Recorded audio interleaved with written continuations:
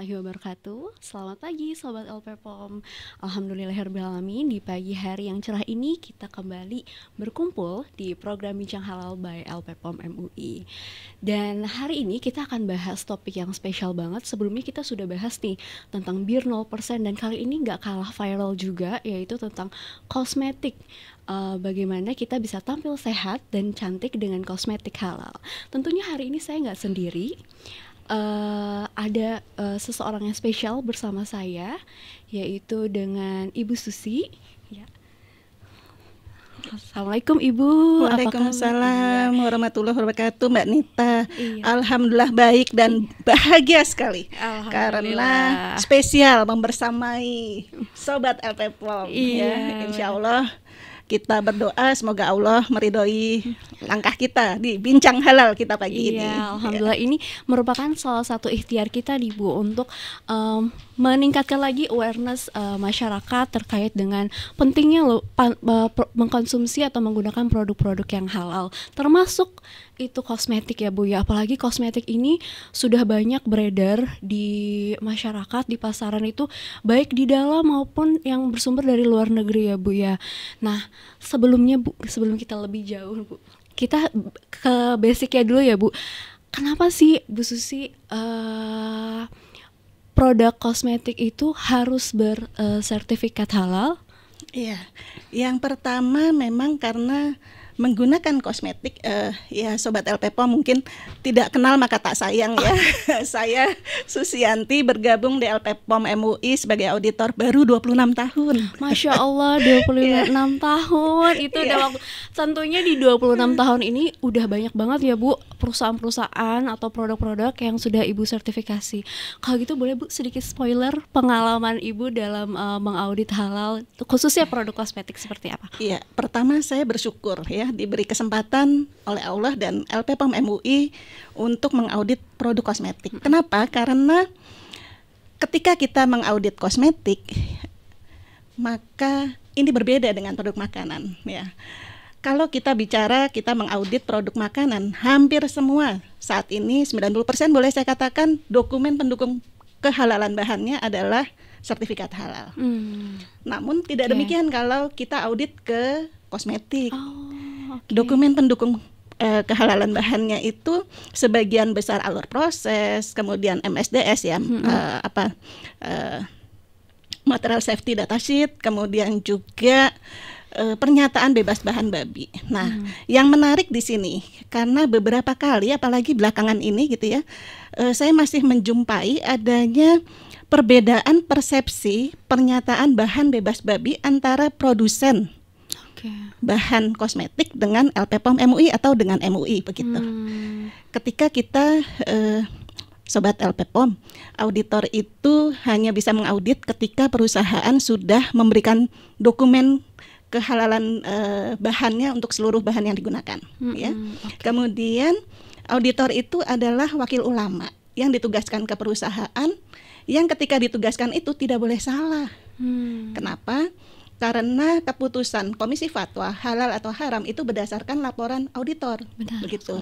Nah, ada satu kejadian di mana bahannya adalah milk extract ya, dengan kode tertentu NA dengan 4 digit angka begitu. Kemudian perusahaan menerbitkan surat pernyataan bebas bahan babi. Ya. Nah, tetapi juga perusahaan itu menerbitkan alur proses. Nah, di alur proses kami mendapati bahwa bahan ini berasal dari susu sapi yang dihidrolisis dengan enzim. Enzimnya berasal dari mikroba yang ditumbuhkan di laboratorium menggunakan bahan porcine. Ya. Kemudian di akhir proses didenaturasi sehingga porcine-nya tidak terdeteksi lagi. Nah, untuk MUI ketika kami sebagai auditor, maka kami harus menyatakan bahwa bahan tersebut haram, ya, karena sudah ada pemanfaatan ittifaq ya, bahan babi. Walaupun di akhir proses itu didenaturasi sehingga tidak terdeteksi. Namun tidak demikian, saya penasaran. Saat itu saya email ke perusahaan produsennya.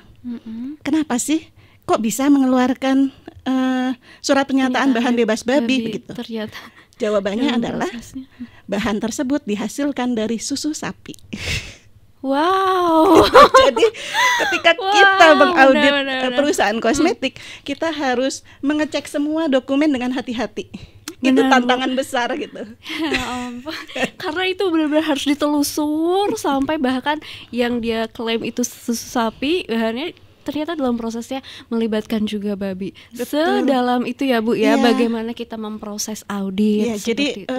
berdasarkan pengalaman sampai saat ini saya memberikan apresiasi yang sangat besar untuk Sobat LP POM yang berasal dari perusahaan kosmetik yang sudah mensertifikasi produknya. Karena saya yakin effortnya luar biasa dalam Masya mendapatkan Allah. dokumen-dokumen itu gitu ya. Dan tidak sekadar soal halalnya ya Bu ya. Iya. Halal belum tentu juga harus halal dan aman. iya, Kemudian apakah bisa digunakan saat sholat? Nah itu nanti Nah, akan ya. kita bahas karena itu banyak banget Bu. Kemarin kita sempat buka Q&A dan alhamdulillah responnya cukup positif dan banyak pertanyaan yang masuk. Ini kita akan mulai jawab satu persatu mungkin ya Bu ya, pertanyaan dari Sobat LP POM. Tapi sebelum itu Sobat LP POM, saya mengingatkan kepada Sobat LP POM, kalau ada yang mau bertanya boleh silahkan untuk share pertanyaan di kolom komentar. Ya Ibu, jadi tadi saya balik lagi nih Bu Ya. ke basic ya. Ya. Selain memang tadi ya ternyata prosesnya tuh panjang, tapi secara penggunaannya seperti itu ya Bu ya, walaupun ternyata ini kenapa sih Bu kosmetik itu perlu disertifikasi halal? Kan ada penggunaannya saat kita wudhu atau seperti apa gitu Bu? Iya, Mbak Nita dan Sobat LP POM, kosmetik itu bisa kita bedakan menggunakan penggunaan luar dengan penggunaan dalam gitu ya. Artinya ketika kita penggunaan internal, contohnya misalnya kita nggak sengaja nih pakai lipstik atau lip balm tertelan, gitu ya. Tertelan, benar. Nah itu kita sebutnya sebagai kosmetik internal. Kemudian ada juga yang eksternal, digunakan tidak dimakan, tidak dikonsumsi, tidak sengaja tertelan, tetapi terserap di dalam tubuh. Ya, contohnya sabun, krim, begitu ya. Nah kosmetik itu harus halal. Kenapa? Karena bahan baku kosmetik itu bisa jadi menggunakan bahan yang kritis dan tidak halal gitu. Kemudian juga tadi beberapa kosmetik tidak tembus air, sehingga ya ketika kita wudhu untuk ibadah itu menjadi halangan gitu. Ya baik. Tadi sempat Ya, sebut soal saya sempat beberapa kali gitu ya, sobat yang ada di Sobat LP POM yang ada di OJK gitu ya, saya sempat melihat ketika wudhu, ya wudhu itu mereka wudhu dulu, terus kemudian baru bedakan, terus abis itu sholat. Nah, di situ tuh titik kritisnya gitu ya. Jadi memang kita harus mencari kosmetik yang halal begitu. Gitu. Jadi nanti Bu kita akan ke sana ya Bu ya. Ini banyak juga nih yang tanya terkait hal tersebut. Baik. Tapi tadi Ibu sempat bilang terkait lipstick. Ya. Ternyata ada Sobat LPPM yang pengen tahu Bu, apa sih sebenarnya titik kritis lipstick? Kenapa sih kita harus hati-hati juga nih dalam memilih lipstick? Ya, di dalam lipstick itu ada juga yang menggunakan refined glycerin ya. Kemudian juga ada asam lemak trigliserida jenuh begitu ya, C12 itu asam laurat. Kemudian ada juga campuran dari beberapa asam lemak ya. Palmitic acid atau stearic acid begitu. Nah, asam lemak ini bisa jadi dari hewan, bisa berasal dari tanaman gitu ya, bisa juga dari mikrobial. Nah, sehingga ketika kita katakanlah misalnya yang sering kami temukan berasal dari hewan itu contohnya misalnya asam laurat, kemudian asam stearat dan asam myristat begitu ya. Nah, ketika tiga bahan ini kita temukan di dalam lipstik, kita harus tahu kalau dari hewan artinya bahan itu harus bersertifikat halal. Gitu. Dan kemudian komponen lain yang kompleks yaitu flavor biasanya. Flavor ini karena sangat kompleks dan kenapa kita bilang sangat kompleks? Karena satu flavor bisa jadi diproduksi menggunakan 20-30 bahan gitu ya. Nah, berdasarkan pengalaman saya mengaudit lipstik, satu lipstik tuh bisa menggunakan 20-22 bahan. Jadi kita di luar flavor tadi dong Bu berarti ya. Kalau ditambah dicek lagi flavor tadi baru itu bakal turunannya bakal banyak banget ya Bu ya. Dan ada bahan kenapa yang tadi ya halalan toyiban gitu ya. Di situ ada juga bahan-bahan yang bahan kimia propil paraben misalnya atau metil paraben yang penggunaannya harus dibatasi begitu ya menurut Badan POM gitu. Jadi sehingga halalan thayyiban itu menjadi satu kesatuan utuh yang tidak bisa dipisahkan. Jadi tentunya kalau misalnya produk yang sudah disertifikasi halal oleh LPPOM sudah pasti aman juga ya Bu ya. Silahkan digunakan. Jadi satu oles itu ternyata banyak bahan dan titik kritisnya banyak seperti itu ya Bu ya. Nah tadi juga Ibu sempat mention terkait dengan ini Bu, penggunaan krim. Krim itu kan banyak ya Bu ya. Ada krim untuk di hand body atau juga untuk krim untuk di wajah atau masker sekalipun gitu ya Bu. Boleh nggak Bu, titik kritis itu kadang ada yang menggunakan gelatin nih Bu, banyak nih Bu yang tanya gelatin untuk di wajah itu kan katanya manfaatnya banyak banget ya Bu untuk awet muda dan sebagainya gitu Bu. Nah gelatin ini tuh terkenal banget dan teman-teman pengen tahu juga Bu, titik kritisnya di mana? Iya, ada yang menggunakan sekarang masker gelatin gitu ya. Nah masker sebenarnya itu adalah masker gel kolagen. Gel kolagen. Tapi orang suka bilang bahwa itu masker gelatin gitu ya. Itu berbeda ya Bu ya? Produk yang sama atau? Produk yang sama. Produk gitu yang ya. sama. Nah, ingredientnya kalau kita bedah gitu ya, di dalamnya ya memang ada pelarutnya aquabides, kemudian biasanya adalah propilen glikol. Nah, propilen glikol ini merupakan bahan kimia sebenarnya, tetapi menurut Badan POM ini pelarut yang tidak boleh digunakan gitu. Jadi kita harus menghitung gitu ya berapa sih konsentrasi yang baik dan aman ya untuk tubuh. Kemudian juga di situ ada yang paling penting ada bovine kolagen. Bovine kolagen. Ya. Jadi kolagen yang berasal dari sapi. Nah, semua bahan yang berasal dari bahan hewani itu dokumennya harus sertifikat halal, Mbak Nita. Jadi banyak sekali ya untuk produk kosmetik yang bersumber dari hewani dan tadi. Dan selain itu kalau untuk yang tadi masker gelatin itu seringkali digunakan alkohol ya.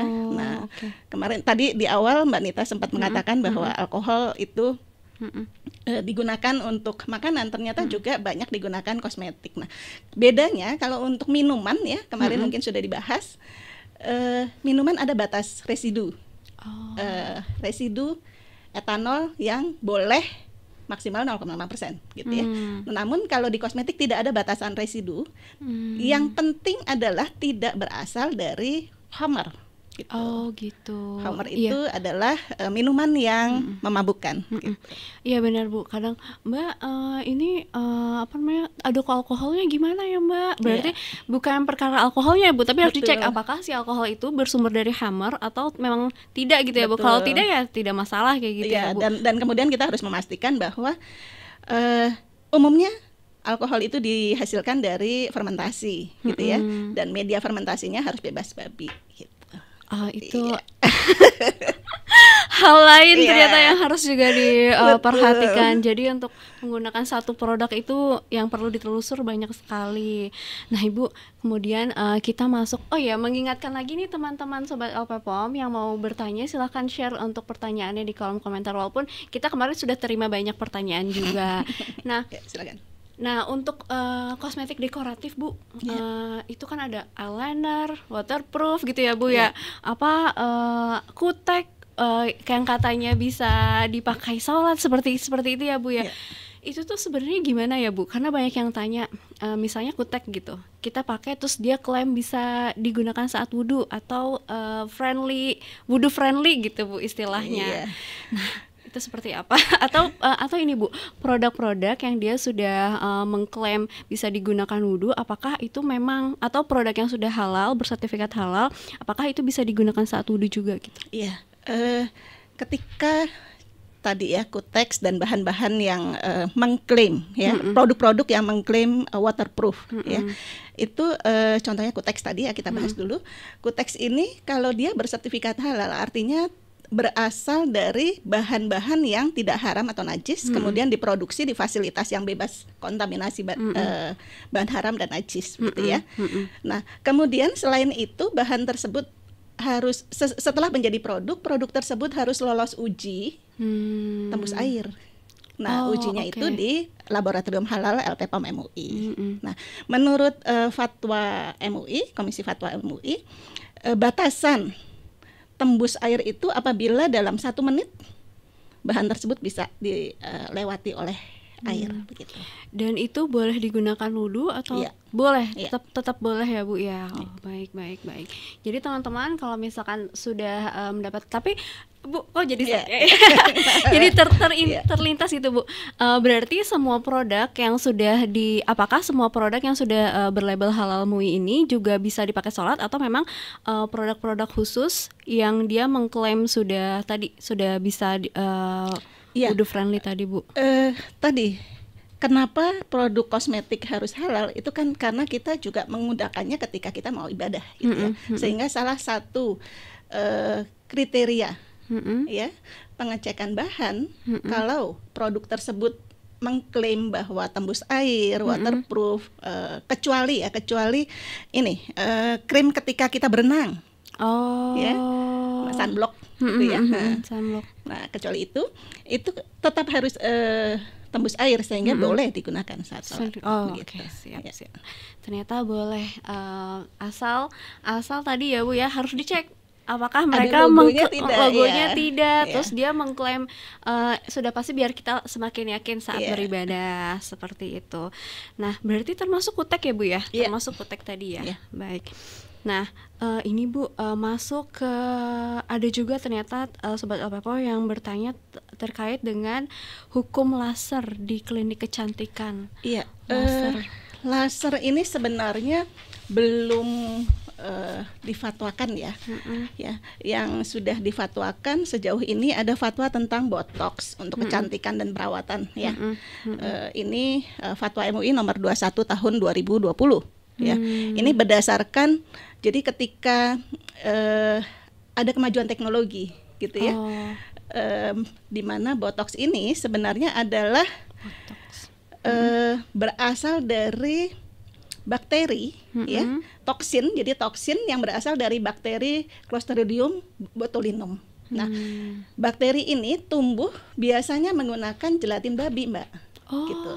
Namun belakangan memang ada yang dari Korea, saya temukan juga gitu ya ketika audit, itu ada yang menggunakan dari asam hyaluronik gitu. Itu apa ya Bu? Asam hyaluronik itu dari mana? Asam hyaluronik itu asam yang berasal dari, kebanyakan dari tanaman gitu ya. Tanaman. Dari gedebong pisang itu bisa, gitu. Kemudian dari kebanyakan dari tanaman. Kemudian bisa juga dari mikrobial gitu.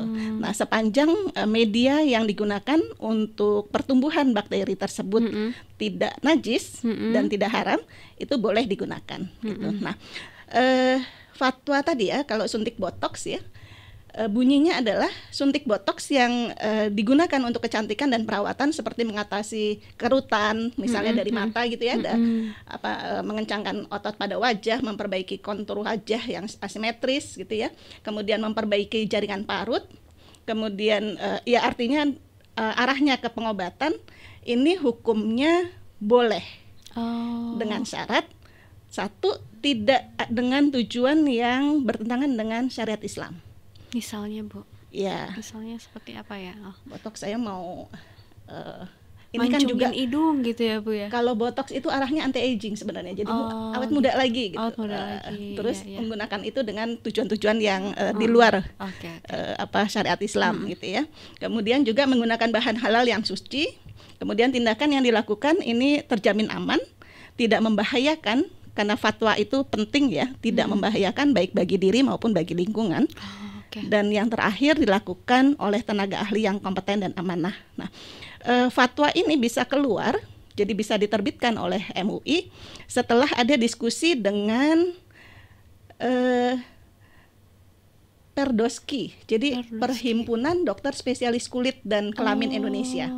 Kemudian juga ada beberapa pengurus kelompok studi dermatologi kosmetik Indonesia. Jadi masukannya dari para ahli, kemudian berdasarkan hukum fikih dibahas, kemudian fatwanya seperti itu. Nah, yang lain lagi adalah fatwa tentang bedah plastik ya, nomor 11 tahun 2020. Itu juga menarik ya. Kenapa? Karena saya bacakan saja di sini. Ya, Bu. Ya, bedah plastik itu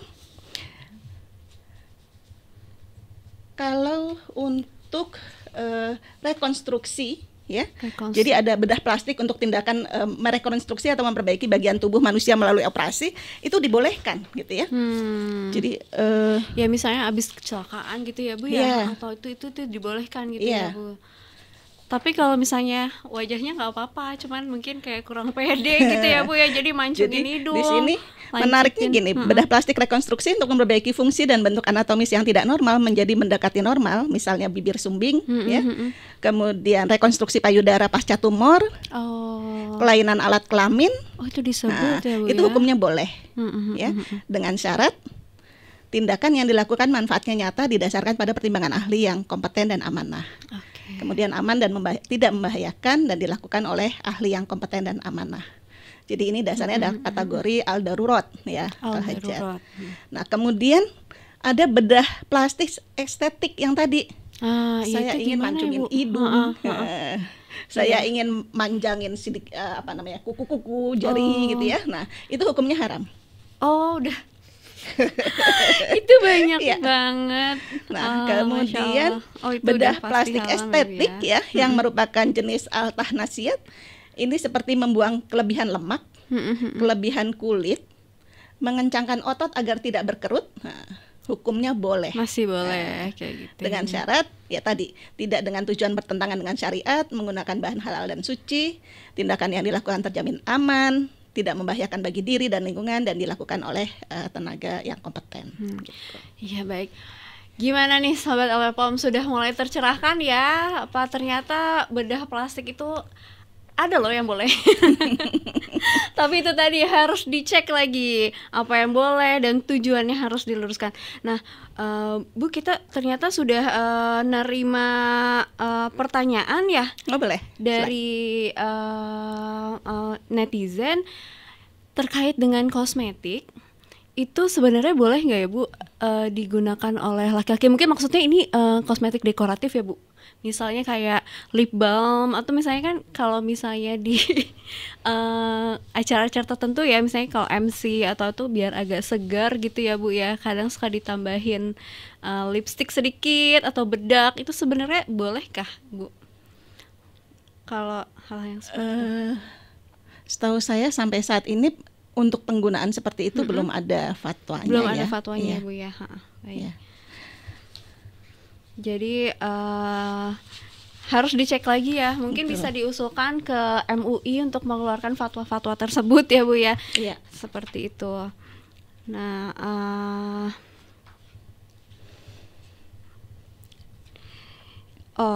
ada dari Mas atau Mbak vertikal.co. Jadi jika sudah tersertifikasi halal berarti sudah dapat dipastikan aman digunakan ketika beribadah ya. Sudah.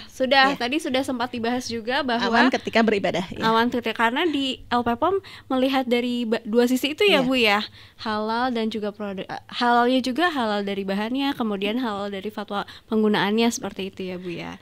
Untuk beberapa kasus memang seperti contohnya kalau Sobat LPPOM melihat ada lem bulu mata palsu.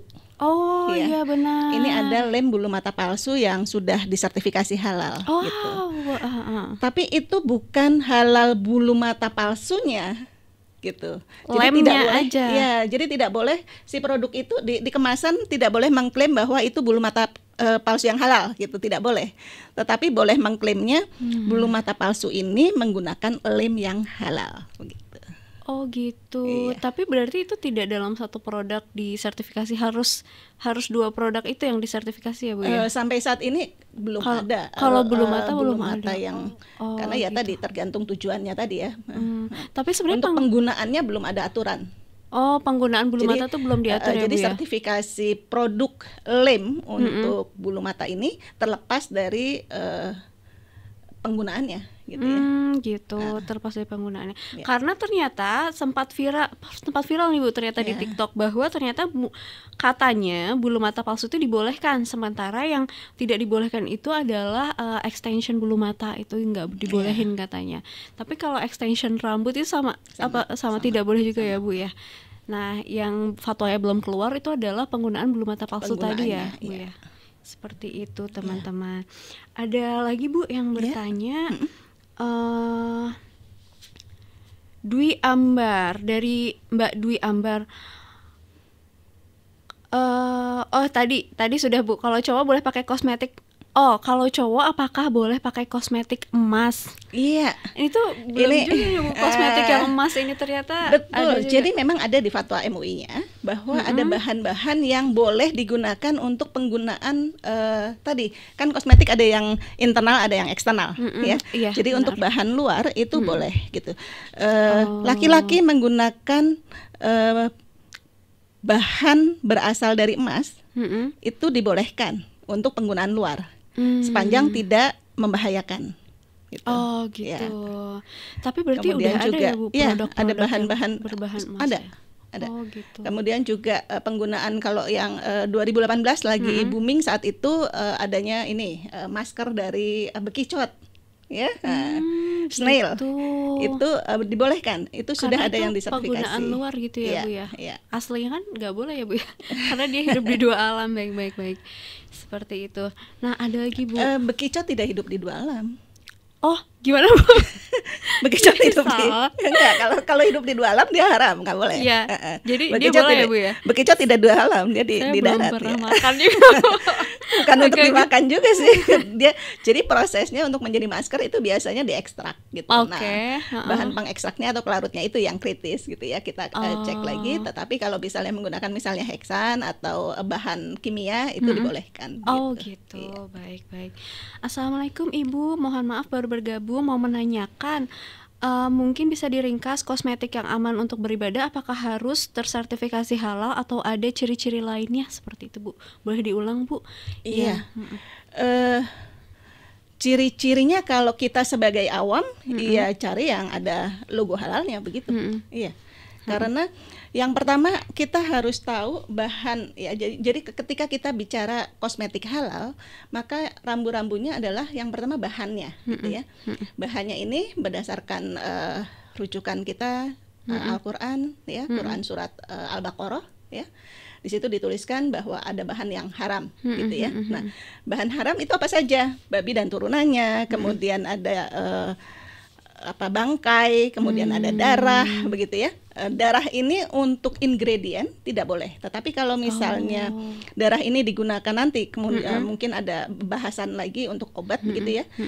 Darah ini seringkali digunakan untuk media vaksin. Nah, sepanjang darah ini bukan berasal dari darah babi dan kemudian dalam prosesnya ada pencucian yang menghilangkan rasa bau dan warnanya, itu boleh digunakan gitu ya sebagai media. Sebagai media ya Bu ya. Kemudian fasilitasnya juga harus bebas bahan haram dan najis. Kemudian juga tidak terkontaminasi dari bahan haram dan najis gitu.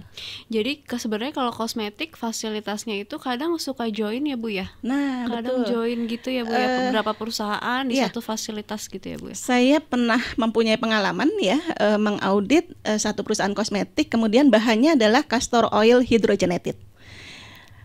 Castor oilnya sendiri ini adalah bahan berasal dari tanaman jarak, Sobat LPPOM ya. Tetapi ini asalnya dia dari Taiwan pernah, dari Korea pernah gitu ya. Tetapi mereka mengeluarkan surat pernyataan bahwa bahan ini diproduksi di fasilitas yang juga digunakan untuk produk yang mengandung bahan babi. Sehingga kami sebagai auditor minta surat pernyataan bebas fasilitas dari bahan babi gitu. Jadi gitu. sharing facility itu boleh sepanjang tidak ada bahan babi gitu. Ketika ada bahan babi digunakan di satu fasilitas itu tidak boleh gitu, karena ada kontaminasi. Tapi biasanya ada ya Bu, maksudnya fasilitas tersebut bisa ya Bu mengeluarkan surat itu atau dibuat dari produsen akan mengeluarkan, kita minta. Gitu, baik.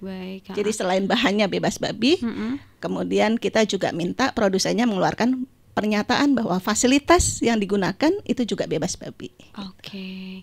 Nah, ini tuh sebenarnya kan kita sudah masuk terkait regulasi Bu. Ada yang tanya nih, apakah produk kosmetik termasuk dalam produk yang diatur dalam Undang-Undang Jaminan Produk Halal? Seperti itu. Iya ya, Bu, diatur boleh. dalam UJPH ya, yang dulu nomor 33 kemudian sekarang diperbarui begitu ya.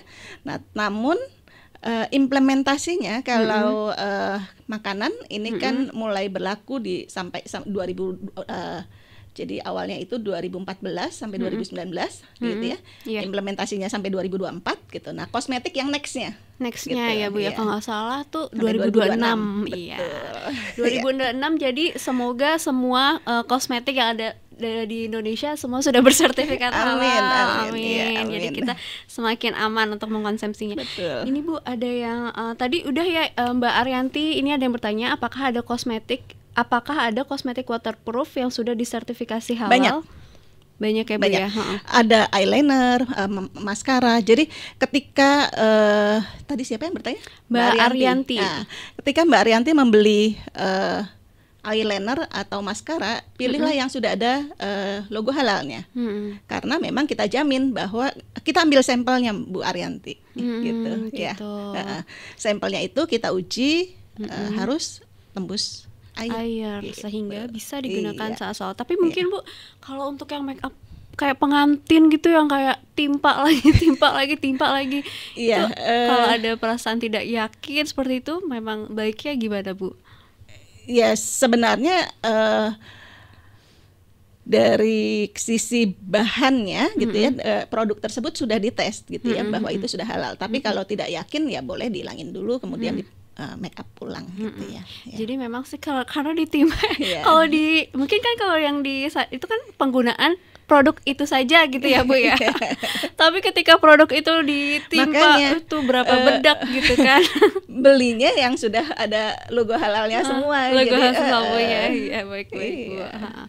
Nah, ternyata udah nih Bu, sudah selesai. Tapi Sobat LPPOM pengen tahu Bu, mungkin Ibu punya tips khusus dalam memilih kosmetik halal atau ada nggak sih kosmetik yang mungkin dia klaim misalnya dari berbahan alam atau kosmetik apa ya istilahnya tuh sekarang tuh kayak natural kosmetik apa kalau nggak salah, jadi dia berbahan dari alam gitu, apakah itu bisa termasuk dianggap yang kosmetik halal seperti Bu? Iya, yang sering salah persepsi ya Sobat LPPOM, ketika perusahaan mengatakan bahwa tidak diuji menggunakan hewan.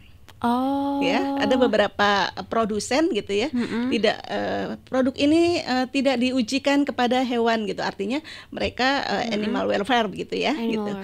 Namun tidak berarti bahannya tidak kritis, karena kan bahan itu dia tidak peduli dengan sumbernya.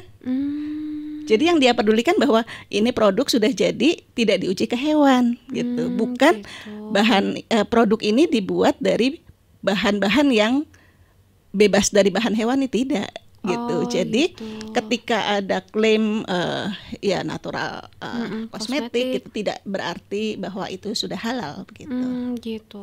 Karena dia ini ya Bu ya. Iya. Oke. Oh, ada lagi Bu, sekali lagi silakan. Bu, apakah rukhsah atau keringanan untuk penggunaan kosmetik dalam jangka lama seperti untuk keperluan pernikahan, wisuda dan lain-lain, kalau dihapus harus ulang lagi kayak gitu tadi sudah ya? Apakah boleh? Sudah. Sebenarnya kalau dari bahannya boleh, cuman kalau nggak yakin karena tadi timpa-timpa ya lebih baik ya dihapus aja gitu ya Bu ya. Diulang lebih baik dihapus aja ya biar lebih enak. Alhamdulillah Ibu, ternyata nggak kerasa kita udah 40 menit Bu berbincang-bincang. Bahagia sekali membersamai Sobat LPPOM ya. Iya, Ibu mungkin ada tips-tips terakhir nih untuk Sobat LPPOM? Ya, untuk Sobat LPPOM yang berasal dari perusahaan kosmetik ya, atau juga dokter-dokter yang menonton ya, dan ingin mensertifikasi produknya, jangan takut, karena tadi saya bilang bahwa wah susah cari dokumen halal. Jangan takut. Kenapa? Karena LPPOM MUI berdasarkan pengalaman ya sudah memiliki database. Jadi kami bisa bantu gitu ya. Sepanjang Bapak Ibu mengatakan bahwa oh ini bahannya dari nama bahannya ini, kemudian produsennya ini. Kalau memang kami mempunyai database-nya, kami akan bantu begitu. Dan kemudian kalau Sobat LPPOM bingung, ini dari alur proses mana sih titik kritisnya nih untuk halal gitu. bisa tanya ke kami. Gitu. Iya. Jadi kami siap bantu, insya Allah. Alhamdulillah. Dan tim kami juga banyak ya Bu ya. Auditor kita udah ada 1.000 lebih. Terus karyawan kita juga alhamdulillah sudah banyak. Jadi buat sobat LPPOM yang ternyata masih ada pertanyaan, itu kita bisa silahkan di DM aja atau hubungi nanti call center kita. Nanti kita akan bantu jawab. Nah, kemudian sekali lagi Ibu terima kasih banyak. Sama-sama. Terima kasih Manita. banyak Ibu sudah berkenan hadir. Semoga nanti ternyata kan kosmetik ini banyak ya Bu. Jadi kemungkinan nih bisa aja Bu nanti ada part 2, part 3 selanjutnya untuk kosmetik dan menarik. Bahannya sekarang luar biasa. Ada yang dari genetik, ya, GMO kita belum bahas nih. GMO itu apa? Genetic Modified Organism. Jadi kosmetik yang menggunakan gen dari mikroba rekombinan gitu ya, gennya bukan dari mikroba tersebut gitu, diambil dari katakanlah hamster lah gitu ya, sekarang gitu. Sudah ada. Iya. Kemudian ada juga ya Bu plasenta dan segala macam, itu belum kita bahas. Kita bisa cek nanti. Nah, alhamdulillah ya kita sudah berkumpul. Sekali lagi Ibu terima kasih banyak. Sama-sama. Nah, sobat LPPOM, kalau misalnya ada produk-produk yang ragu-ragu bisa langsung cek ke website halalmui.org. Di sana kita ada fitur cek produk halal. Jadi nanti akan keluar tuh ketika dicek produk atau nama brandnya atau perusahaannya langsung keluar apakah dia sudah bersertifikat halal atau belum. Dan satu lagi sobat LPPOM, saya mau mengingatkan bahwa kita ini Bu sedang ada lomba Bu. Oh iya. Untuk merayakan 17 Agustus. Jadi kita bikin lomba Ihsan Masot Discount Competition. Jadi kita mengajak nih talenta-talenta muda untuk membuat maskot yang kita beri nama Ihsan gitu Bu, untuk sebagai maskotnya LPPOM. Jadi nanti insya Allah setelah 17 Agustus kita punya maskot baru bernama Ihsan. Ditunggu ya sobat LPPOM ya, mudah-mudahan ada ya. Benar, kiriman ketentuannya seperti apa bisa dilihat di Instagram kita. Dan jangan lupa untuk terus ikuti media sosial LPPOM MUI, ada di LinkedIn, YouTube, Facebook, Instagram, dan Twitter. Semua informasi seputar dunia halal akan kita share di sana. Baik, terima kasih sobat LPPOM, terima kasih banyak Bu Susi sudah berkenan hadir. Kita akan berjumpa lagi di Bincang Halal edisi berikutnya dengan topik yang lebih menarik lagi. Terima kasih. Wassalamualaikum warahmatullahi wabarakatuh. Waalaikumsalam warahmatullahi wabarakatuh.